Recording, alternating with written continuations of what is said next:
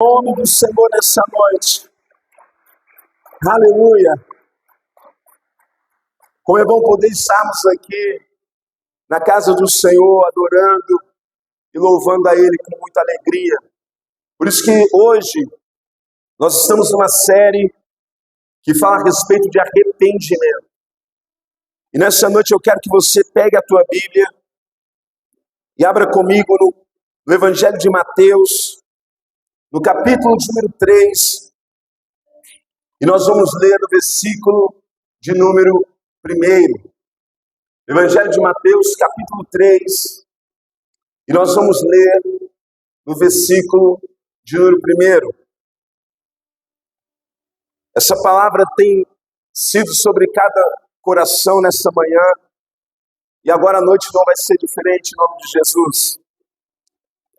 Mateus capítulo 3, e versículo de número 1, diz assim: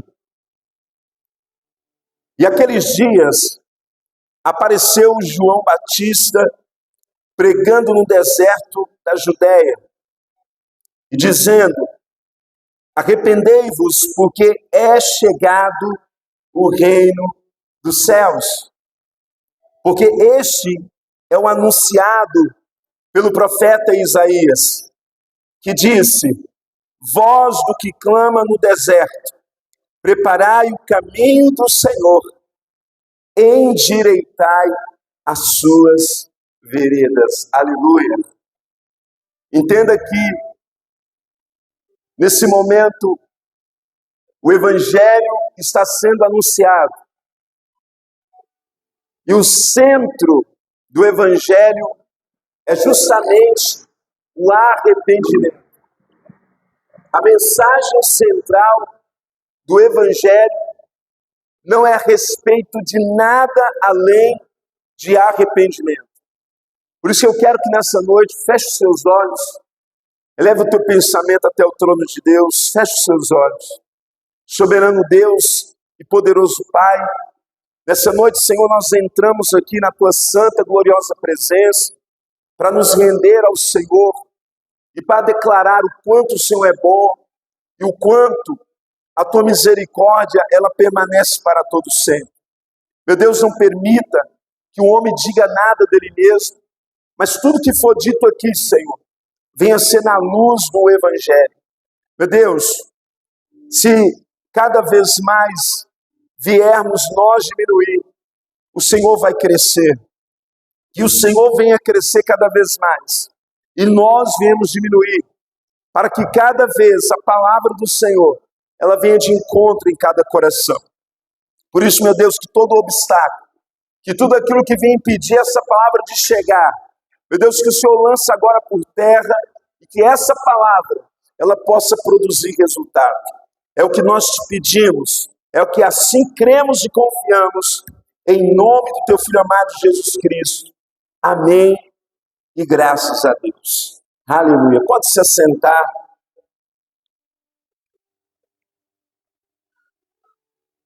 A primeira coisa que nós precisamos entender, que a base central do Evangelho de Cristo está justamente nessa palavra arrependimento. E por que arrependimento? Porque a mensagem a ser anunciada é de algo que faz com que o coração do homem ele venha a ser desobstruído, que venha a ser quebrado toda barreira, todo obstáculo, tudo aquilo que venha, de certa forma, tentar paralisar o homem, o ser humano. E uma das barreiras que impede o homem de avançar é justamente a falta do arrependimento. Porque quando João, ele falava acerca de preparar o caminho, de anunciar o caminho do Senhor, existia uma barreira que impedia os homens de chegar até Deus. Existe uma barreira que impede a humanidade de se aproximar do Senhor. E nós entendemos que essa barreira, que esse impedimento se chama o arrependimento, que a falta dele faz com que nós deixemos de nos aproximar do Senhor. A ausência do arrependimento faz com que todos nós viemos nos ausentar da glória de Deus.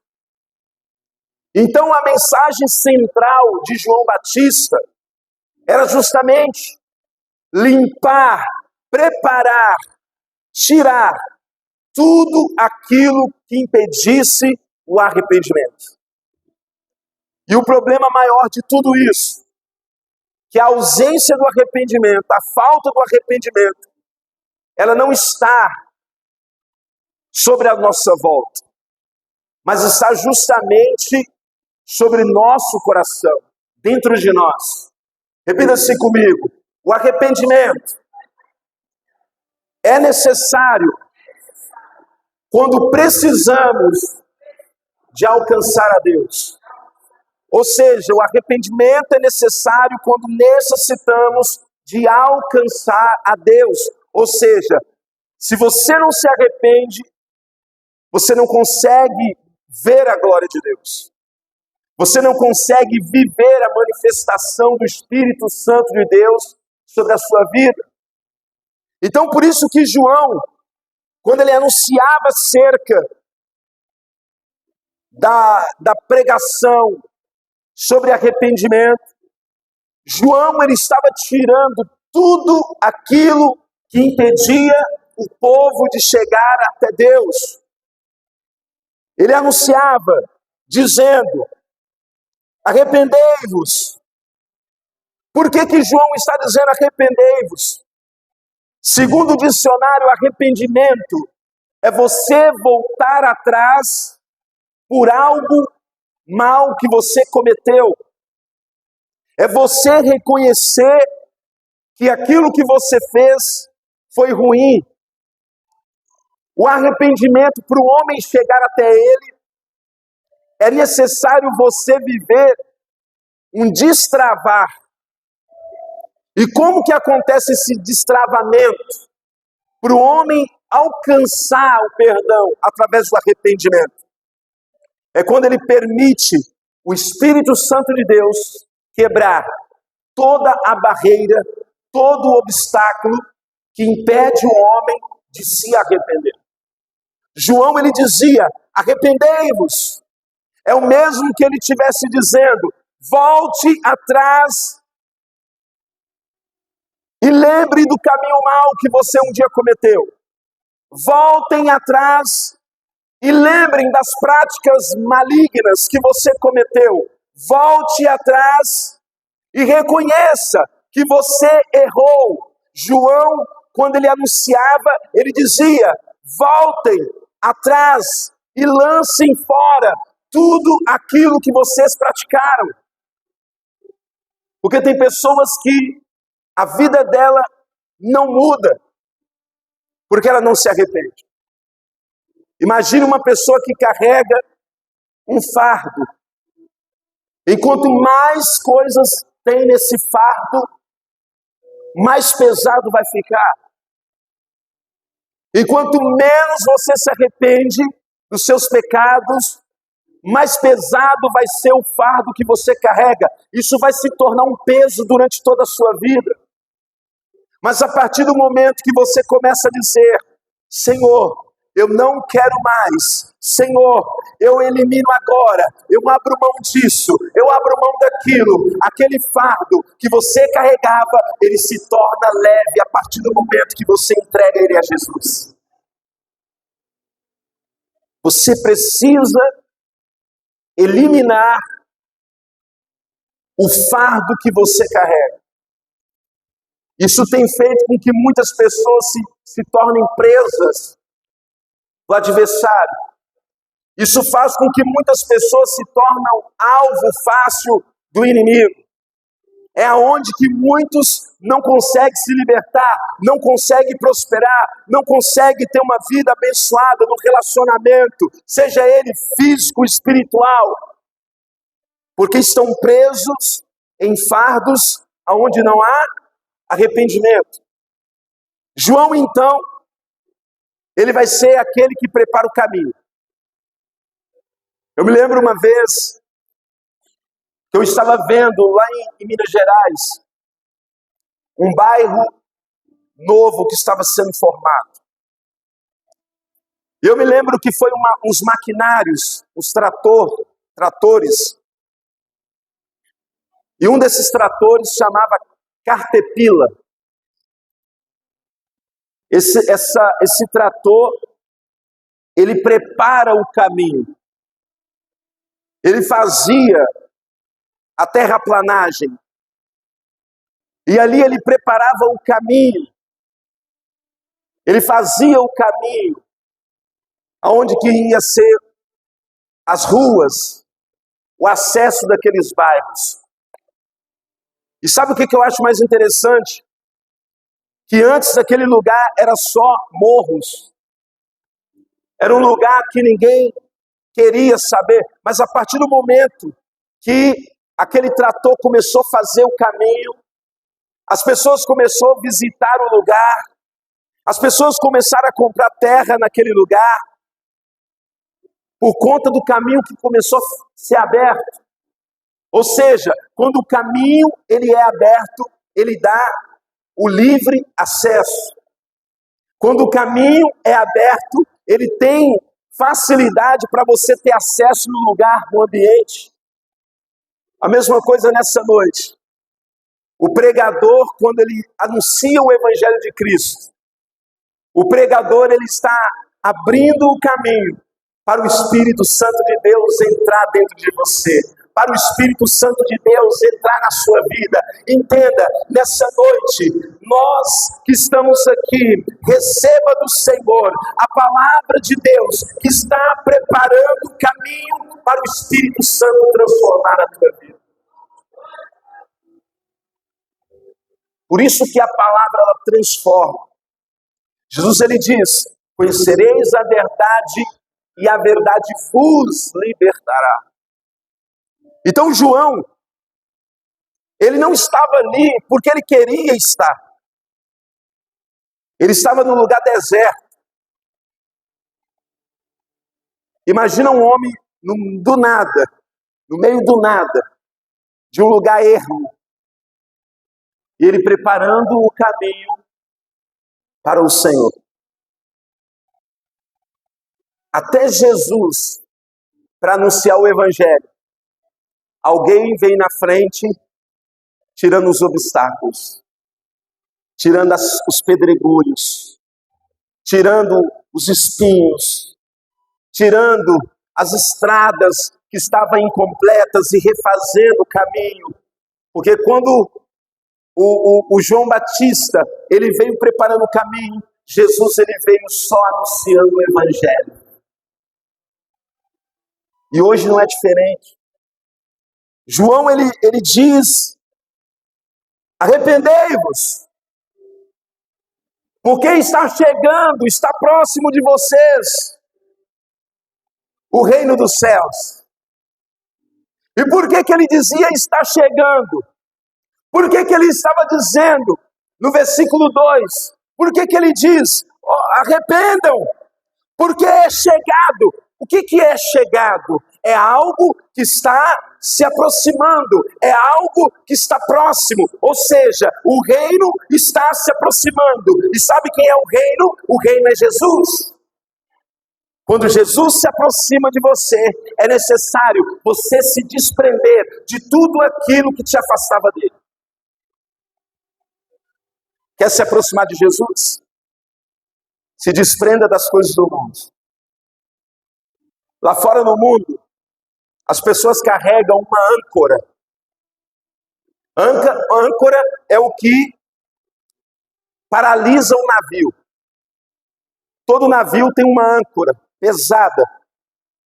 Quando aquela âncora ela é lançada, o peso do navio ele meio que dobra. Ele é paralisado pela âncora. Ele trava. O mundo é como âncora nas nossas vidas. Ele quer nos paralisar, mas no momento que a âncora ela é arrancada, ela é retirada, o navio ele continua o seu percurso. Assim é Deus na nossa vida. Quando a âncora que nos impede de avançar, ela é erguida, ela é lançada fora, ela é retirada, a sua vida vai fluir. Quem está entendendo aqui? Entenda que João ele preparava. E o mais interessante é que no verso 3, como eu já tenho dito, diz o seguinte: porque este é um anunciado pelo profeta Isaías, que diz: voz do que clama no deserto, preparai o caminho do Senhor e endireitai as veredas. Ele está dizendo: preparai o caminho do Senhor. Repita comigo: preparai o caminho do Senhor. Ou seja, a própria palavra declara que o caminho do Senhor estava sendo preparado para que o homem viesse ao arrependimento.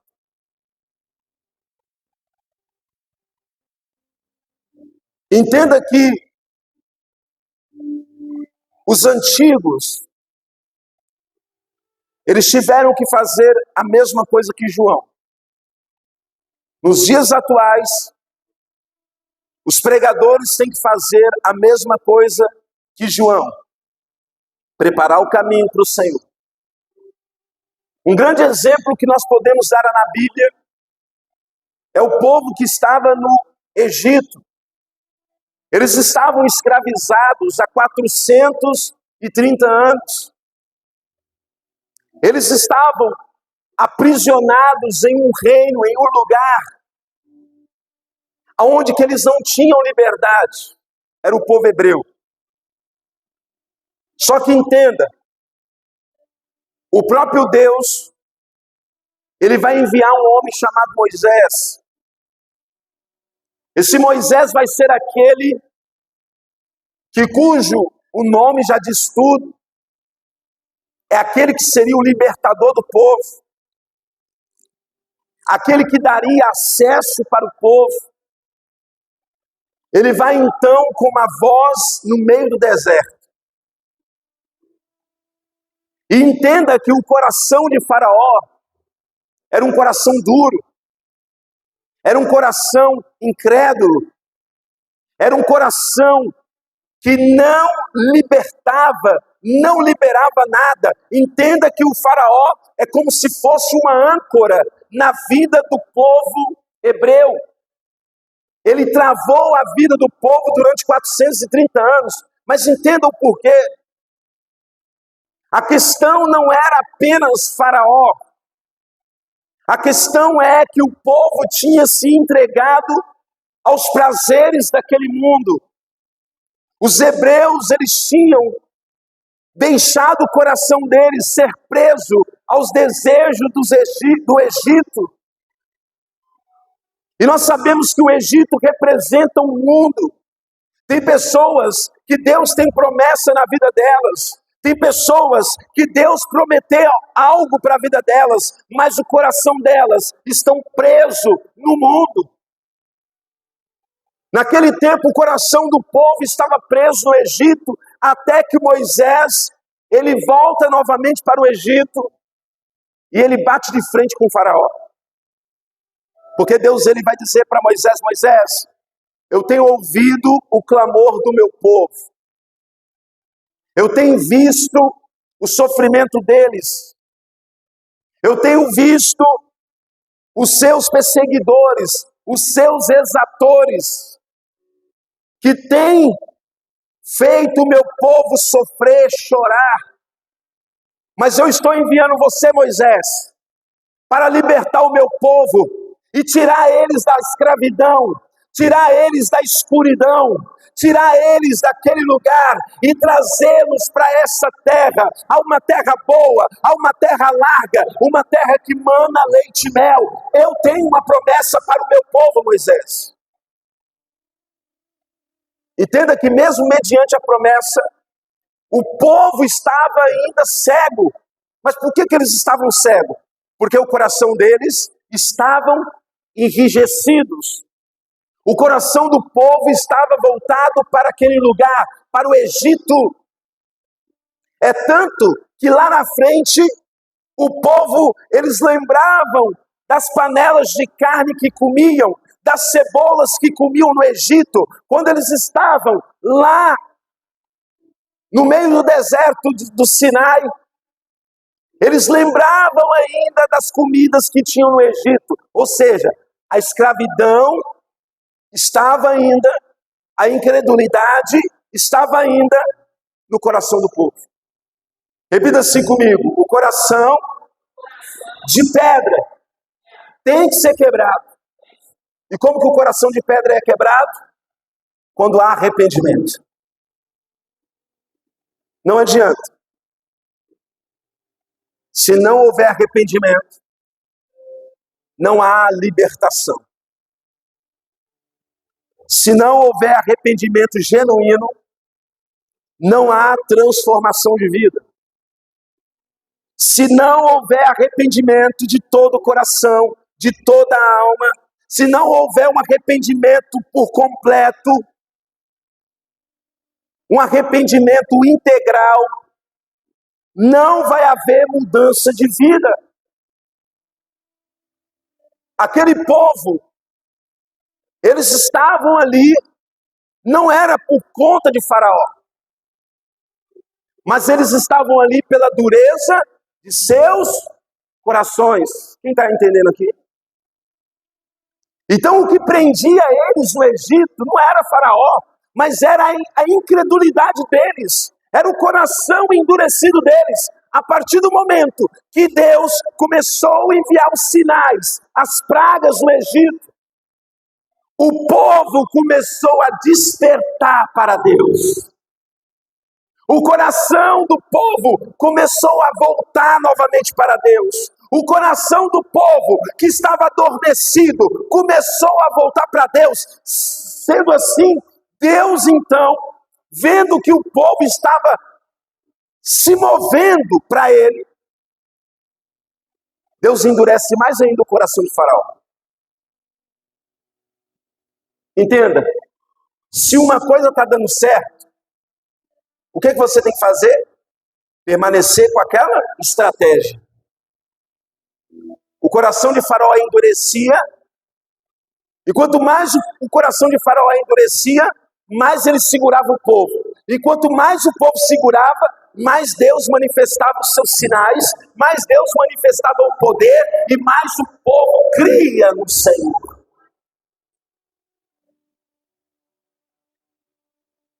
E a partir do momento que o último sinal, que era a morte dos primogênitos, Faraó então ele diz: vão embora daqui. Mas eu te pergunto, já era para Faraó ter libertado o povo? Sim. Porque eu acredito que na terceira praga, na quarta praga, Faraó já era para ter liberado o povo. Mas sabe por que Faraó não liberou? Porque o próprio Deus endureceu o coração de Faraó, assim diz a palavra. Deus permitia que o coração de Faraó endurecesse para que o povo vesse a manifestação da glória de Deus. Mas por quê? Por conta da incredulidade do povo. Repita assim: a incredulidade também era do povo. Não era só de Faraó não, igreja. A palavra diz: agindo Deus, quem impedirá? Faraó poderia segurar Deus? Não. Então por que o povo não foi embora na primeira praga, na segunda, na terceira, na quarta? O povo só foi embora na última praga, que era a morte dos primogênitos, porque enquanto o povo estivesse ali vendo os sinais, enquanto o povo estivesse ali vendo os milagres, mais o coração deles seriam quebrantados, mais o arrependimento viria para a vida deles. E quando o arrependimento começou a acontecer, Preste atenção agora. O caminho deles começaram a ser aberto. O acesso deles foram liberados. As correntes e as cadeias começaram a cair por terra. E eles atravessaram no meio do Mar Vermelho. Entenda que quando você vive o arrependimento, quando você começa a viver o quebrantamento de coração através da manifestação do poder de Deus, através da palavra de Deus, através dos milagres que o Senhor ele declara para a tua vida, o acesso ele começa a ser liberado. Louve ao nome do Senhor. O acesso ele é liberado.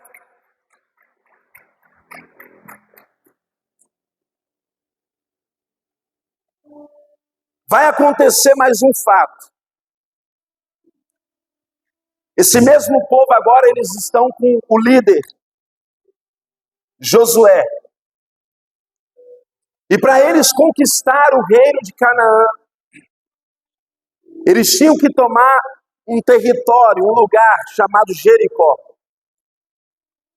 Só que tinha um grande problema. Essa cidade de Jericó, ela tinha as suas muralhas intransponíveis. As suas muralhas eram o que impedia o povo de chegar até lá. Entenda que o problema não estava nas muralhas, mas o problema estava onde? No coração do povo. Repita assim, no coração do povo. Entenda que eles poderiam vencer. Por que eles poderiam vencer? Porque o Deus Todo-Poderoso, o Deus dos exércitos, o Deus de batalha, era com aquele povo. Então Deus vai dar ordem para Josué. Josué, peguem os sacerdotes, peguem o chifre de carneiro, toquem as buzinas, deem volta sobre as muralhas, e elas se ruirão, elas cairão. Entenda, se o povo estivesse ali com o coração voltado, endurecido, se o povo estivesse ali descrente, na incredulidade, entenda, o milagre só pode acontecer quando você abre o teu coração, quando você se arrepende dos pecados, quando você se arrepende da vida que você viveu. O povo estava em um só coração, em um só pensamento e em uma só alma. Diga glória a Deus. E quando eles entenderam o propósito de Deus, no último dia, aquele povo, eles vão dar a última volta. Eles vão dar a volta. E a palavra diz que quando eles tocaram o sonido de buzina, o chifre de carneiro, as muralhas começaram a se ruir. As muralhas começaram a cair. Em nome de Jesus. Os obstáculos vão começar a cair diante de você a partir do momento que você tirar o coração de pedra. Se arrependa. Pastor, mas eu preciso arrepender.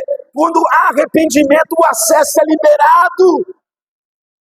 É chegado a vós o reino de Deus. É chegado a vocês o acesso ao reino de Deus. Esse é o segundo exemplo. O povo de Israel, eles dominam Jericó. Mas eu te pergunto, por que as muralhas caíram? Houve algum ataque de Israel fisicamente? Eles usaram carros fortes? Eles usaram qual arma? Nenhuma. Eles apenas confiaram no Senhor dos Exércitos. Eles se arrependeram, buscaram o Senhor de todo o coração, jogaram por terra toda a incredulidade, todo o coração endurecido, todo o coração de pedra, e quando eles entenderam o propósito de Deus, que era para abrir as veredas, era para abrir o caminho para eles passar. As muralhas que eram intransponíveis, elas caíram por terra. O louvor mesmo diz: não há barreiras para aqueles que estão revestidos de poder. E o terceiro exemplo da Bíblia, o gigante Golias. Golias, ele agora vai ameaçar o exército de Israel. Ele vai ameaçar o povo de Deus. Ele vai ameaçar o próprio Deus. Ele vai confrontar a Deus. Ele vai confrontar o povo de Israel. Não havia um homem sequer em Israel que enfrentasse o gigante. Segundo os estudos, só o escudo de Golias pesava mais de 40 quilos. Era um gigante com quase 5 metros de altura. Enorme. Massa muscular. Ele é guerreiro desde a sua meninice. Ele era destemível. Todos tinham medo de Golias. O rei Saul vai oferecer um prêmio. Ele vai deixar aquele que venceu Golias, que enfrentar o gigante, ele vai deixar isento de impostos e ainda vai casar com uma das suas filhas. Ninguém quis enfrentar o gigante, a não ser um pequeno, desprezível garoto chamado Davi. Um garotinho que cuidava de ovelhas do seu pai, que tinha um coração temente a Deus, aleluia,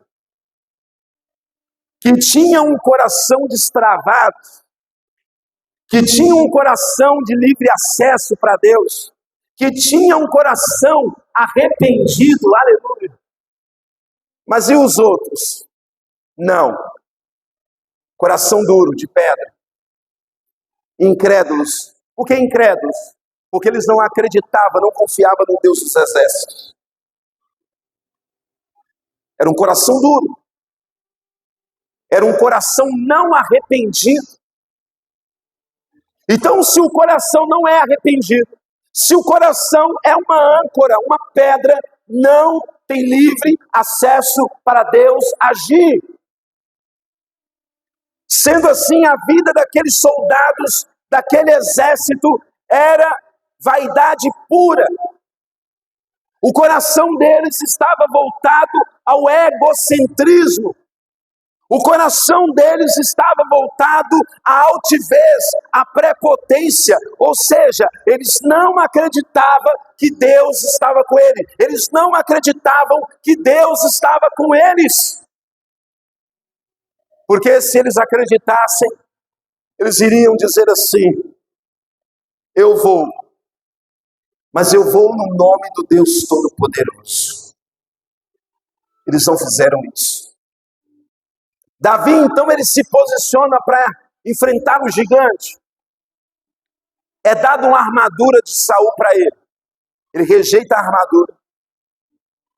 E ele diz assim: não, eu já tenho as minhas armas de guerra.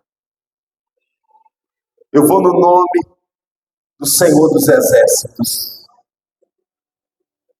Eu não estou sozinho, rei. Eu enfrento aquele incircunciso filisteu em nome do Senhor dos Exércitos. Todo mundo ficou escondido, vendo Davi desafiar o gigante. E o gigante falava assim para Davi: você que vai me enfrentar? Por acaso eu sou algum bicho? Para você vir contra mim com paus e pedra? eu vou te devorar, eu vou te destruir. Era um obstáculo. Presta atenção. O coração do povo de Israel, o povo hebreu, Faraó, era um obstáculo. O Mar Vermelho era um obstáculo. O coração do povo era um obstáculo. As muralhas de Jericó eram um obstáculo. O gigante Golias era um obstáculo para Israel avançar. O coração dos soldados era um obstáculo. O coração de Saul era um obstáculo. Porque não havia arrependimento verdadeiro e genuíno. Não havia quebrantamento de coração. Quem está comigo aqui? Mas quando Davi, ele diz, não é eu que vou, é o Senhor que vai na frente. Sabe o que aconteceu? O coração disposto a servir, ele abre caminhos. Davi, então, ele pega a sua funda, coloca uma pedra, lança no gigante, acerta na cabeça do gigante, derruba o gigante, pega a espada do gigante, corta a cabeça do gigante filisteu, pega a cabeça do gigante, leva para o rei e diz, rei, está aqui a cabeça do gigante. Imagina a cabeça do gigante Golias, Davi carregando. Ó, colocou num saco nas costas e levou, ó, pesada. Está aqui, rei. Sabe o que aconteceu? Davi ficou isento de impostos, aleluia, e ainda casou com a filha do rei. O que aconteceu? Do anonimato para a fama. Caminhos foram abertos. Por quê? Coração sincero, temente a Deus, arrependido, abrem caminhos. O povo quebrantou o coração lá no Egito. O caminho foi aberto para o deserto, para a terra prometida. O povo entendeu o propósito de Deus, coração quebrantado, as muralhas caíram por terra. Davi entendeu o propósito de Deus, quebrantou o coração, houve arrependimento, liberou o acesso para ele passar. Meu amado, entenda isso. Quando você abre o teu coração para Deus, quando o teu coração é quebrantado, quando a pedra que impede o teu acesso é liberada, você pode ter certeza que as portas, o caminho é aberto para o reino dos céus. Vamos glorificar o nome do Senhor. Aleluia. Entenda isso. Agora, por que às vezes o caminho ele não é aberto? Porque falta atitude. Pastor, por que a minha vida ela está amarrada? Porque falta atitude. Pastor, por que a minha vida financeira está amarrada? Falta atitude. Por que a minha vida espiritual é amarrada? Falta atitude. Deus, ele requer de nós atitude. Não adianta simplesmente falar assim, eu me arrependo. Não, você precisa se arrepender de forma integral, por completo, genuinamente. Arrependei-vos, porque é chegado a vós o reino dos céus. A primeira pregação de Jesus. Arrependei-vos. Olha lá. Mateus capítulo de número 4.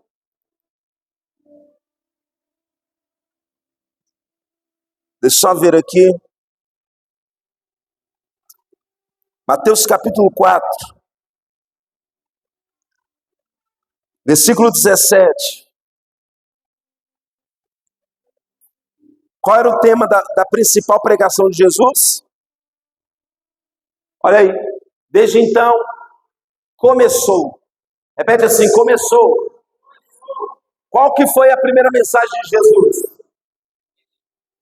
Pregar e a dizer, arrependei-vos porque é próximo o reino. Qual que era a pregação de João?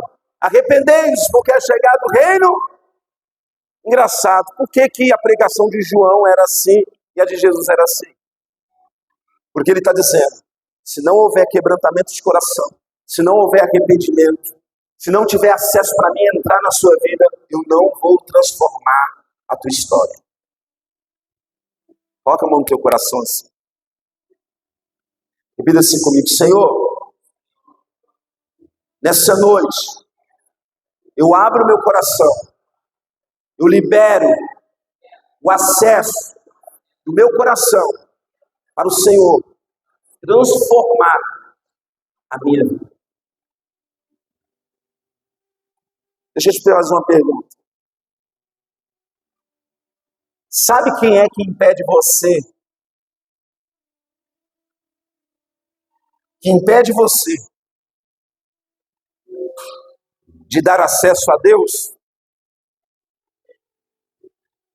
Sabe quem impede você de dar acesso, caminho para Deus entrar na tua vida? Sabe quem impede? É o diabo. Não, não é o diabo. Repita assim, sou eu mesmo. Não é o adversário das nossas almas que nos impede de dar acesso a Deus. Mas é quem? Eu mesmo. Somos nós. Porque o diabo, ele não tem poder sobre a tua vida. Ele só vai ter poder quando você dá acesso a ele. Mas se você não dá acesso a ele, ele não tem autoridade para entrar no seu coração. Mas ele consegue endurecer. Ele pensa o seguinte, já que eu não vou entrar, então eu vou endurecer para que ninguém entre. Se eu não morar aí, ninguém mais vai morar.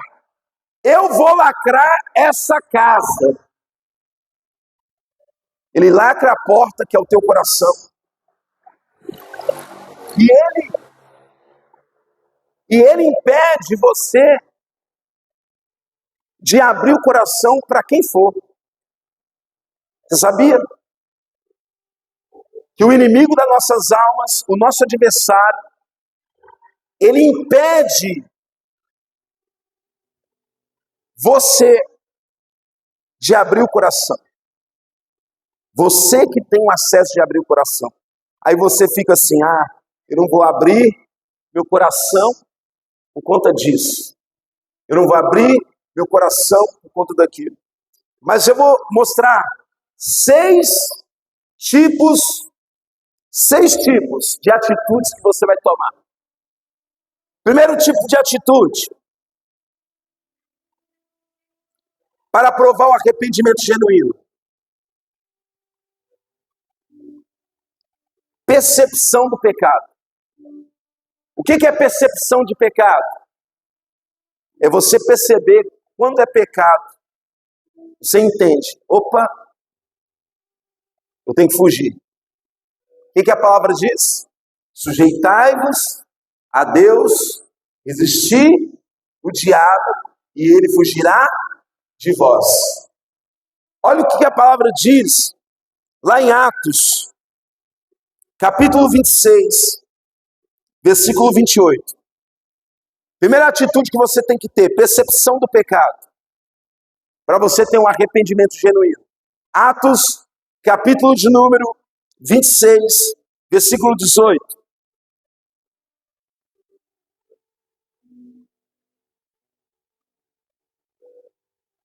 Para lhes abrirem os olhos e das trevas os converterem à luz, e do poder de Satanás a Deus, a fim de que recebam a remissão de pecados e herança entre os que são santificados pela fé em mim. Em Cristo Jesus. O que está mostrando aqui? Qual é a percepção que você tem que ter do pecado? Você tem que falar, Senhor, abre os meus olhos espirituais. Quando o Senhor abre os seus olhos espirituais, você começa a ter uma percepção daquilo que é pecado. Você não fecha negócio com ninguém porque você tem uma percepção que é pecado. É um sensor que você começa a ter de pecado. Quando você vive um arrependimento genuíno, você começa a ter uma percepção de pecado, seus olhos são abertos. Quem está comigo aqui, diga amém. Segunda atitude, para você viver um arrependimento genuíno. Tristeza pelo pecado. Você se sente triste porque você pecou. Você se sente triste porque você cometeu um erro. Você fica mal. E essa tristeza, ela é ótima, ela é boa. Sabe por quê? Porque é algo que te leva ao quê? Ao arrependimento. Você fica mal quando você peca, quando você erra. Olha o que a palavra diz aqui. Em Salmos 38, versículo 18.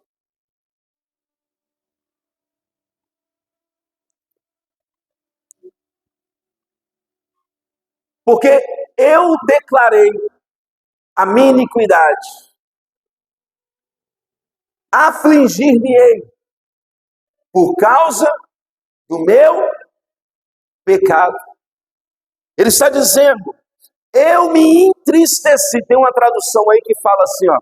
Eu me entristeci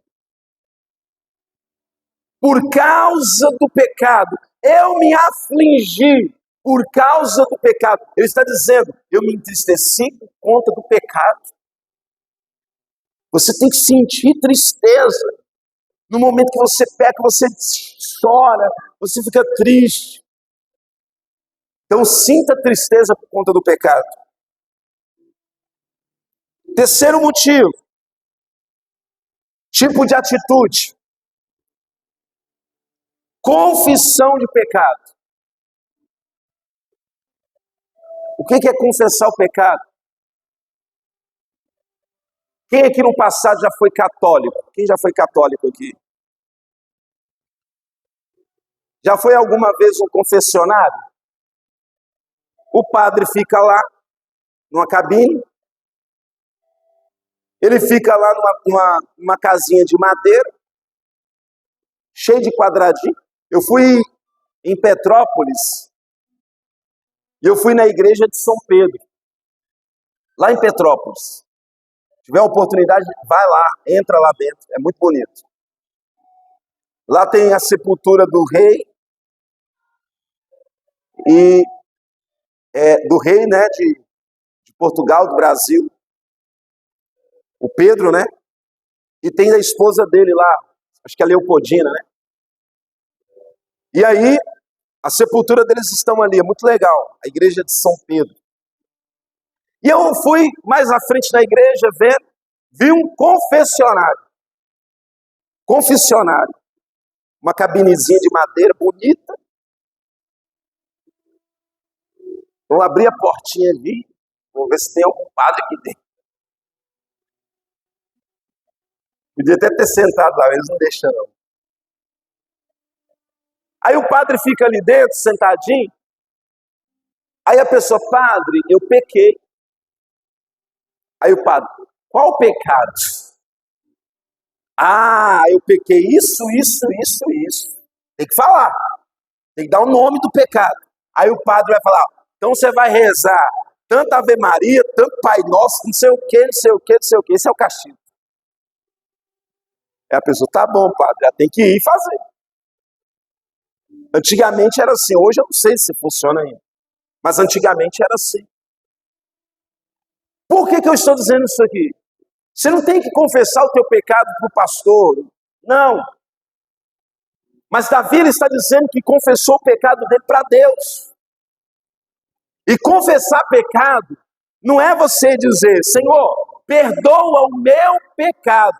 Perdoa os meus pecados. Aí é fácil. Você está maquiando o pecado. Você tem que dar o nome do pecado para Deus. Senhor, Eu pequei. Eu fofoquei. Eu falei mal do meu irmão. Tem que dar o nome do irmão, tá? Eu menti. Eu fiz coisa errada. Porque, gente, não adianta você pedir perdão para Deus e falar: Senhor, me perdoa do pecado que eu cometi. Mas qual pecado? Aí você tem uma lista lá de pecados. Você tem que dar nome ao pecado.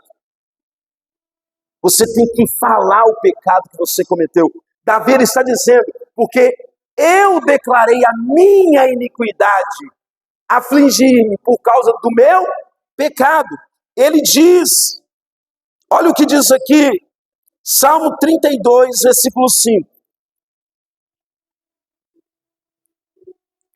32, 5. Confesseste o meu pecado, e a minha maldade não encobri. Dizia eu: confessarei ao Senhor as minhas transgressões, e tu perdoastes a maldade do meu pecado. Ele está dizendo: eu não encobri o meu pecado. O que é encobrir? É a pessoa ficar rodeando e não tem coragem de falar para Deus o pecado que ela cometeu. Então, se você quer viver um arrependimento genuíno, confesse o teu pecado.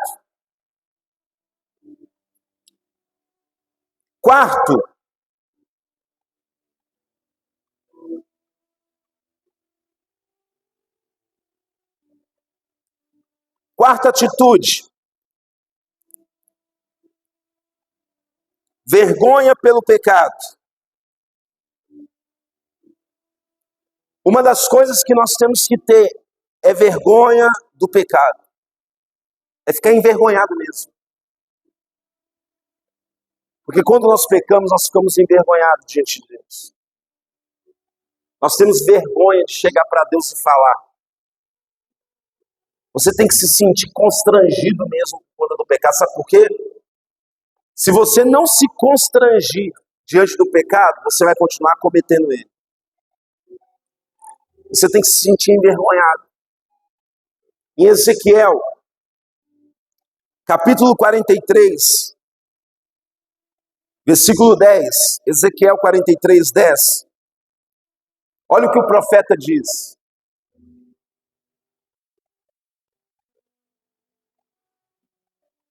Tu, pois, ó filho do homem, mostra a casa de Israel, esta casa, para que se envergonhe das suas maldades e meça o modelo. Eu quero me envergonhar das minhas maldades. Eu quero me envergonhar dos meus pecados. Eu lembro quando eu era garoto, eu sempre ouvi isso. Meu primo, ele aprontava todas, ele era pequenininho. Eu devia ter uns 10 anos, 15 anos. 10, 11 anos eu tinha. E meu primo, ele devia ter 4 anos, 5 anos. Aí a minha avó falava assim: esse menino é sem vergonha. Eu nunca entendi sem vergonha. Porque toda vez que falava que ele era sem vergonha, aí que ele ficava safadinho mesmo. Mas depois que a gente cresce, a gente fala: ô, sem vergonha. Sem vergonha é uma pessoa que não tem vergonha do que faz. Entenda que nós não podemos ser sem vergonha para o pecado. Pelo contrário, nós temos que ter vergonha do pecado. Quem está entendendo isso aí? Porque a pessoa que é sem vergonha para o pecado, ela vai continuar cometendo pecado, porque ela não tem vergonha. Então nós temos que nos envergonhar do pecado. Quinta atitude: ódio pelo pecado. Pastor, eu tenho que sentir ódio do pecado? Sim. Imagina se toda vez que nós pecássemos e de repente a boca nossa ficasse amarga. Vocês têm que sentir ódio do pecado. Você tem que ficar enfurecido pelo pecado. Eu te odeio. Eu não gosto de você, pecado. Você me traz tristeza, angústia. Você tem que declarar isso para o pecado. Você tem que ter nojo do pecado, ódio do pecado. Um cristão arrependido de verdade, ele tem nojo de pecar. Quando ele peca, ele sente nojo. Ele sente ódio. Olha o que a palavra diz sobre isso, já estou terminando. Ezequiel 36, 31.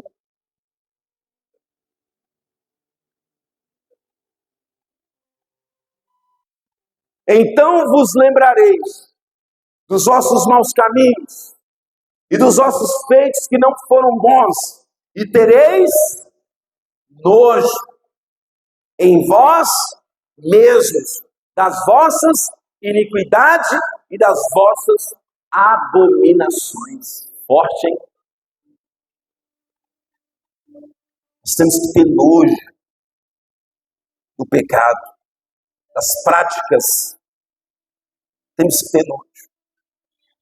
A palavra ainda diz, sexto e último, precisamos converter-se do pecado. E eu vou terminar aqui.